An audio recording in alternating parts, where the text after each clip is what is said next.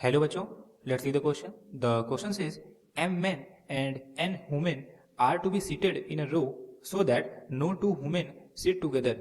If m is greater than n, then show that the number of ways in which they can be seated as m factorial multiplied by m plus 1 factorial whole divided by m minus n plus 1 factorial. So basically हमें बताना है अगर total वहाँ पे m man है और n women है तो इनको किस किस तरीके से कितने नंबर ऑफ वेज से हम लोग बैठा सकते हैं such that no two women sit together. उसके साथ साथ हमें कंडीशन भी दी है कि m is greater than n, यानी जो नंबर ऑफ मेन है वो नंबर ऑफ वुमेन से ज़्यादा है।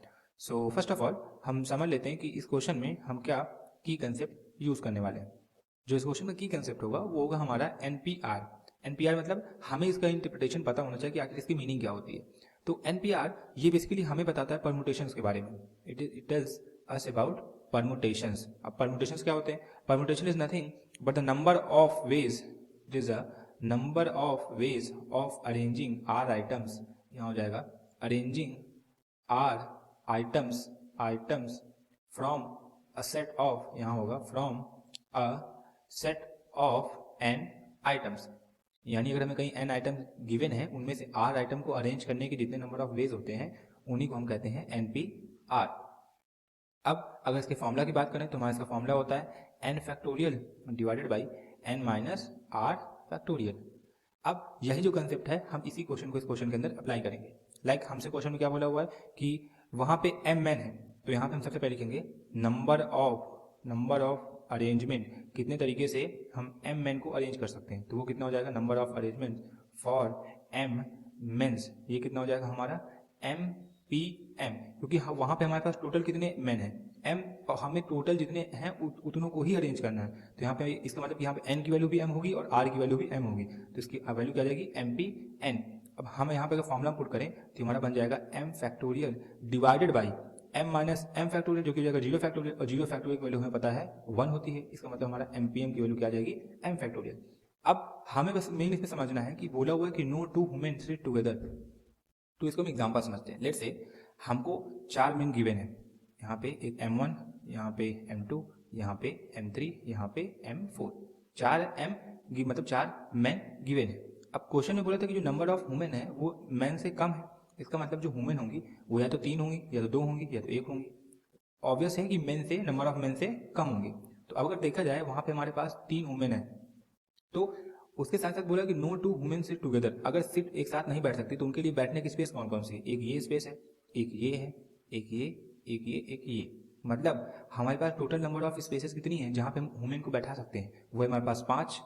इनमें से हमें बैठानी कितनी है जो कि हमें क्वेश्चन में दिया number of women that is 5 p n. ये तो हमने एग्जाम्पल के तौर पे यहाँ पे ले लिया कि हमारे पास 4 मैन थे।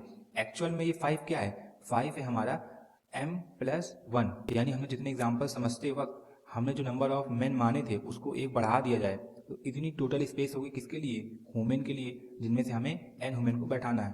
तो आई होप जो मैं समझाना चाह रहा हूँ, जो अप्रोच हम क्वेश्चन यूज़ करने जा रहे हैं वो समझ में आ गई होगी। तो यहाँ से अब इसके बाद हम लिखते हैं जो हमारे नंबर ऑफ वेज होंगे फॉर अरेंजिंग एन वुमेन वो कितने हो जाएंगे m plus 1 p N.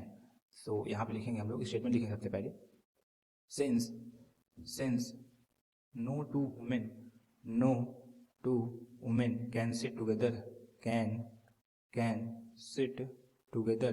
Question में हमसे ऑलरेडी बोला था कि 2 वुमेन एक साथ नहीं बैठ सकते। दस n women can be arranged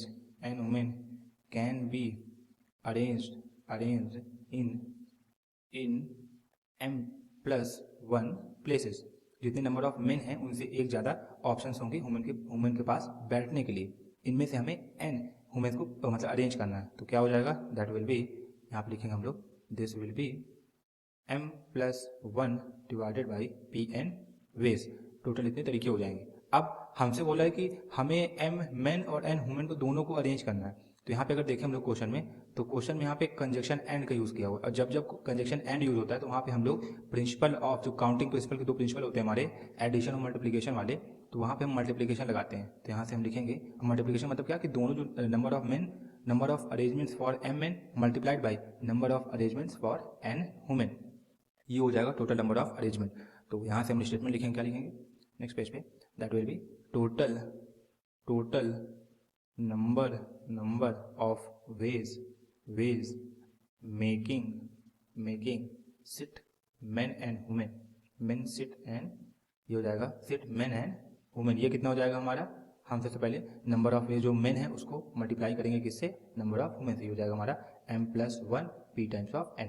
अब इसका फॉर्मूला अप्लाई कर देंगे तो ये जाएगा हमारा m फैक्टोरियल, यहाँ पे आ जाएगा m+1 factorial divided by m+1 minus n factorial, जिसको हम लोग थोड़ा सा रीअरेंज करेंगे तो ये बन जाएगा हमारा m factorial multiplied by m+1 factorial whole divided by, ये आ जाएगा m-n+1 फैक्टोरियल। और यही हमें क्वेश्चन में प्रूफ करना था।